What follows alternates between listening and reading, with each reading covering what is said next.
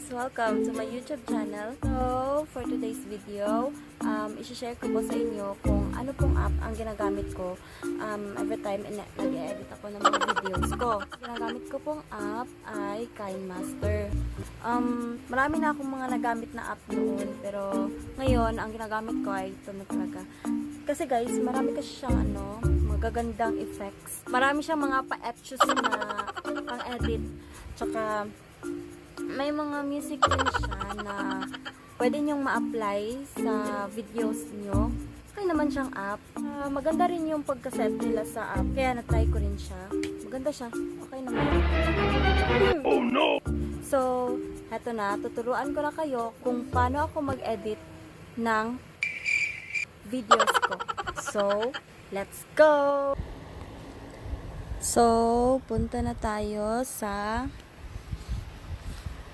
app na ginagamit ko, which is yung KineMaster. So, ito siya. Marami na akong mga nagawang videos dito, pero gagawa tayo ng isa. Tsaka, pipiliin nyo po dito kung ano po yung gusto nyong view or gusto nyo ang 16 by 9 pa-landscape po siya. Ang 9 by 16 ay yung patayo, tsaka ang 1 by 1. So, ang ginagamit ko po dito ay ang 16 by 9. So, ngayon, naglo-loading pa siya guys. Oh, okay na. So, punta tayo dito sa media. Pili tayo ng videos. So, dito sa ito na lang. Tsaka, check natin yun sa upper right. Ito yung videos na kinuha ko kanina. Yung sample lang to. So, kung bago ka mag-start, lagyan po natin siya ng, pag gawa ako ng videos guys, mag-edit, gagawa muna ako ng background, so which is yung intro ko, yung slideshow.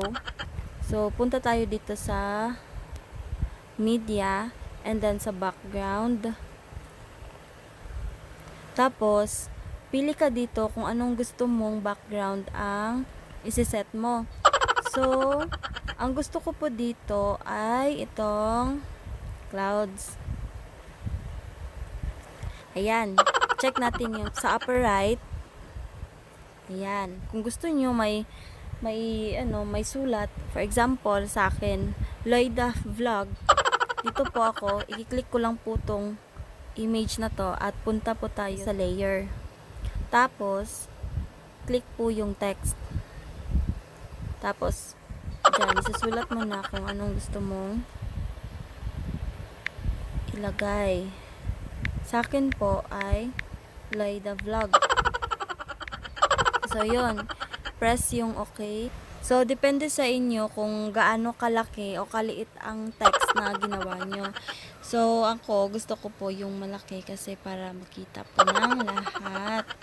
Diyan, depende kung dito, tsaka dito. Nasa nyo guys, kung anong gusto nyo. Tapos, dito sa right side, may nakalagay na A, yung letters. Pindutin nyo po yan. Tsaka lalabas yung mga font niya. Ayan. So, depende po sa inyo kung anong gusto nyong font ang gagamitin nyo. So, sa akin po, dito ako sa Android. Ang ginagamit ko po ay itong Dancing Script Bold.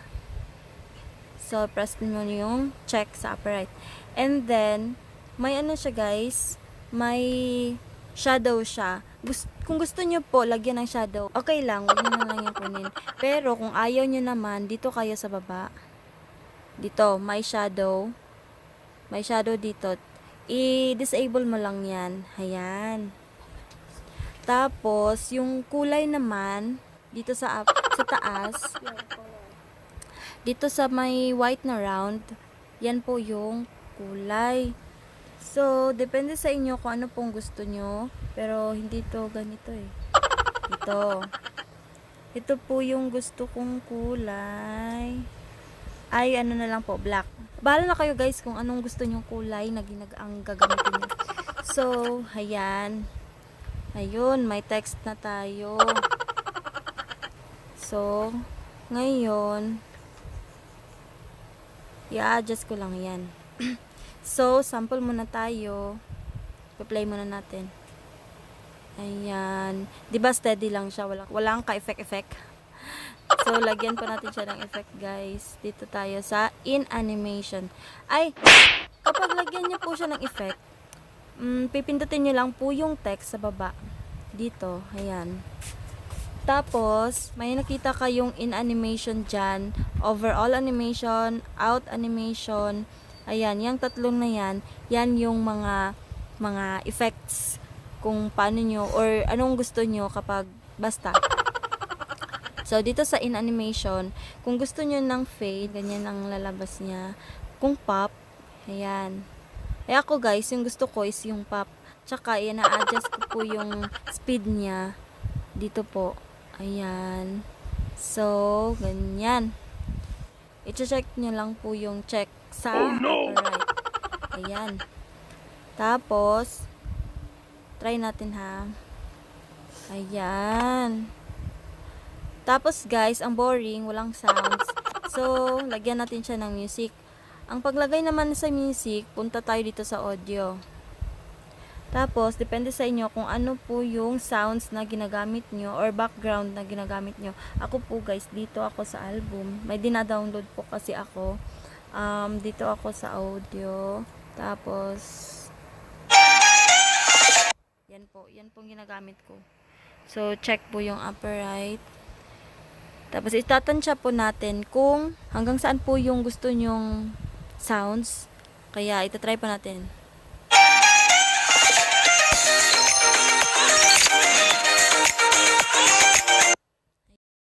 Wow! Ayan. Pwede rin kapag nabibitin kayo sa sounds, pwede nyo yung i-adjust dito. So, yun. Play natin ulit.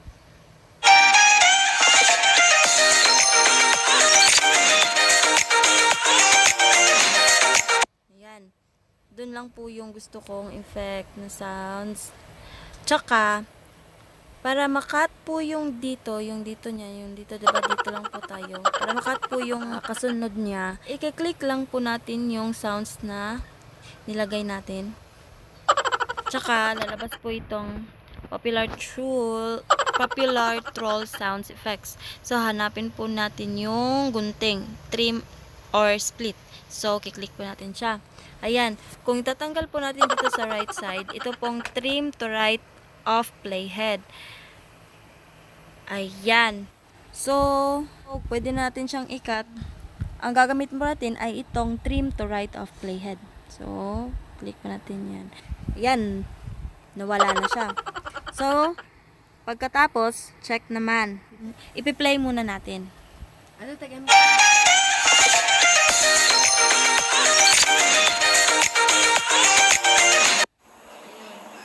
Ayun guys, dito naman tayo sa next part.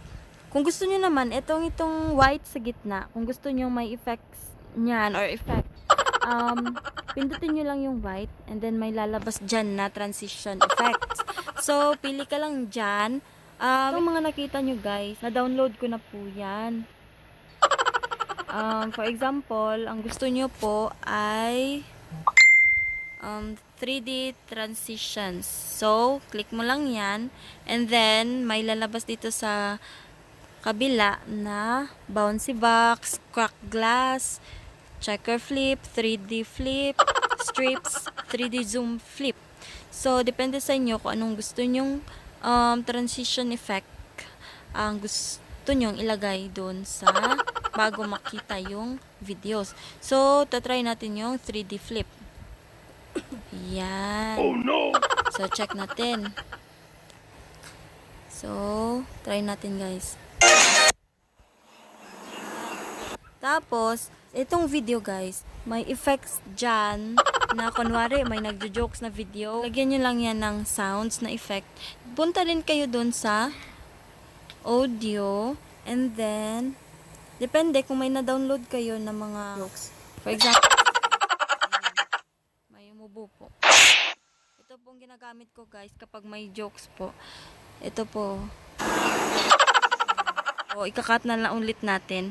Gamitin na natin yung gunting, trim. Right na naman, click natin yung trim to right of playhead. So, yan. Kung jokes na video ang inedit mo, so may effects ka kaagad na nakatawa.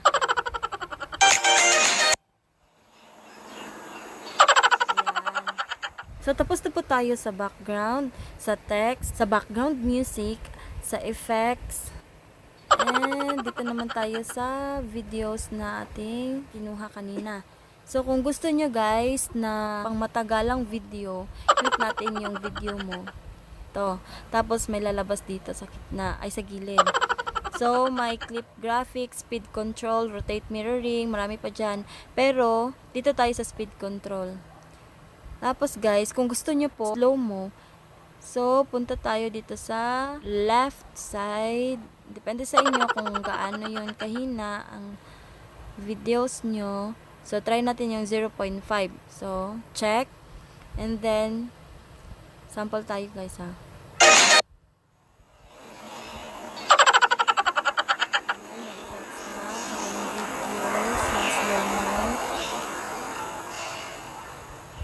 Ayan. Doon nyo lang kukunin. Pero gusto nyo po ng fast, doon po tayo sa right side. Ayan. Depende po sa atin kung gaano ka fast yung videos na gusto mong i-play. So, check naman natin ulit. Tapos, try natin. Play. Ayan. Nagpa-fast na siya. So, ayun guys. Ito, try natin ulit yung mga ginawa natin. So, i-play natin.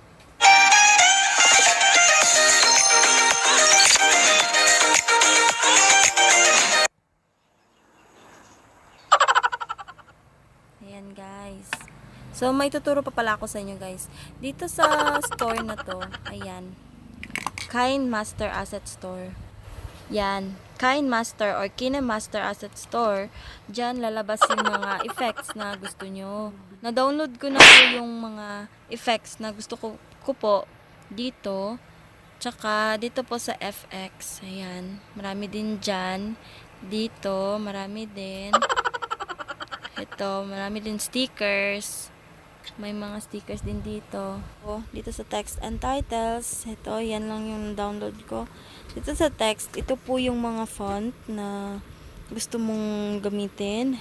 Diyan, may serif, display, handwriting. Ay, sorry, wrong thing. Ayan, may Korean. Gusto nyo po, may Korean po dito. Tsaka, basta dito guys, marami dyan. Ayan, oh. Tapos, tong music, dito, nadadownload po ako dito ng mga music para sa mga backgrounds ko. So, balik tayo. So, yun guys. Kapag gusto nyo pang i-save yung video nyo, sa upper right side, itong may box and then may arrow. Dyan. Tapos, kung gusto nyo po siyang ma-upload na, kailangan nyo po pa siyang i-export or i-save. Punta po tayo dito sa save. Ayan. May nakalagay na resolution 4K, kung gaano po yun kalaki or kaganda yung videos na gusto mo. Basta kayo nang bahala dyan kung gaano ka clear. Ayan. So, export ko. Ayan, exporting. Ayan, tapos na. So, masasave agad siya dun sa gallery mo. So, punta muna tayo dun sa gallery. Tatry po natin dun. Saan ba yung gallery ko? Ito. Tsaka, ayan, saan na yung export? Hanapin natin yung export.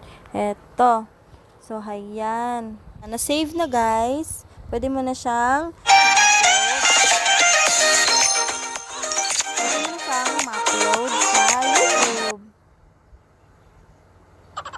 Ayan. At, ayun guys. Sana may natutunan kayo sa ginawa natin.